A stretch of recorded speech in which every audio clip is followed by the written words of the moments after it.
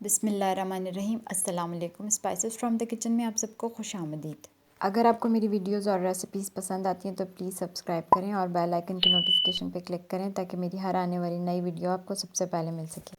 आज हमारा बहुत ही मज़ेदार सा स्नैक बनने जा रहा है जो कि है शकरकंदी के रोल या स्वीट पोटैटो रोल। आप इसे इवनिंग स्नैक के तौर पर भी सर्व कर सकते हैं और इसके अलावा आप बच्चों को लंच बॉक्स में भी दे सकते हैं। ये कि बहुत हेल्दी है बच्चों के लिए, इसमें बहुत ज़्यादा फाइबर होता है और ये मज़ेदार तो होता ही है।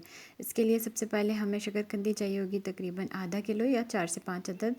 इसे आप बॉईल कर लें और फिर छील लें। और हमें डबल रोटी के स्लाइसेस चाहिए होंगे तकरीबन 2 अदद। इसे हम पानी में भिगोकर फिर निचोड़ कर फिर शकरकंदी में मैश करके इसमें शामिल करेंगे।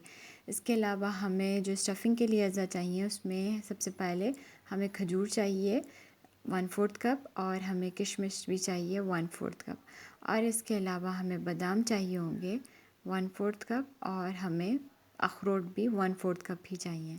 और इसके अलावा हमें चाट मसाला पाउडर चाहिए होगा तकरीबन 1 खाने का चम्मच और हमें नमक चाहिए होगा 1 चाय का चम्मच और इसके अलावा हमें कुटी हुई लाल मिर्च चाहिए आधा चाय का चम्मच। आप शकरकंदी को अच्छी तरीके से मैश कर लें और उसके बाद ब्रेड के स्लाइसेस को पानी में डिप करके उसे अच्छी तरीके से निचोड़ कर और उसे मसल कर इसमें शामिल कर दें। इसके बाद हमें इसमें 1 खाने का चम्मच चाट मसाला पाउडर शामिल करना है और इसके बाद इसमें नमक 1 चाय का चम्मच और इसके अलावा हमें इसमें कुटी हुई लाल मिर्च आधा चाय का चम्मच शामिल करना है और अच्छी तरीके से मिक्स कर लें। और इसके बाद जो स्टफ़िंग के अज्जा हम ड्राई फ्रूट लिए थे उसमें सबसे पहले बादाम और अखरोट को अच्छी तरीके से ग्राइंड करके उसका पाउडर बना लें और किशमिश और खजूर को अलहदा से ग्राइंड कर लें और इसमें शामिल करके मिक्स कर लें। शकरकंदी के रोज़ के लिए जो मिक्सचर हमने तैयार किया था उसे अच्छी तरीके से मैश कर लें और रोज़ बनाते वक्त हमें एक सेपरेट बाउल में पानी लेना है और हम हाथ को हल्का सा गीला करके ये मसाला हाथ पे स्प्रेड करेंगे और उसके बाद जो हमने इसकी स्टफ़िंग तैयार की थी तो वो उसमें भरकर इसके रोल्स बना लें। आप चाहें तो किसी भी शेप में इसे बना सकते हैं। आप इसे बॉल्स की शेप भी दे सकते हैं या कटलेट्स की शेप दे सकते हैं या इवन आप इसे सीख कबाब की शेप में भी बना सकते हैं। आप इसे रोल की शक्ल दे लें या फिर इस तरीके से साइड से प्रेस करके और सेंटर में से भी प्रेस करके आप इसे कटलेट्स की किसी भी शेप में भी बना सकते हैं या आप इसे राउंड कटलेट्स में भी बना सकते हैं या ओवल कटलेट्स में बनाएं, ये आप लोगों की मर्ज़ी है। आप देख सकते हैं कि इन्हें बॉल शेप में भी बनाया है, इवन इन्हें फ्लैट कटलेट्स टाइप में भी एंड रोल में भी इन्हें शेप दी है। शकरकंदी के रोल्स को शेप देने के बाद हमें इन्हें ब्रेड क्रम्स में कोट करना है।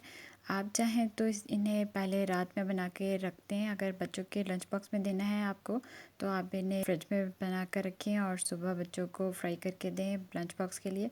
तो ये बहुत ही मज़ेदार बच्चों को मीठा स्नैक बहुत मज़े का लगेगा।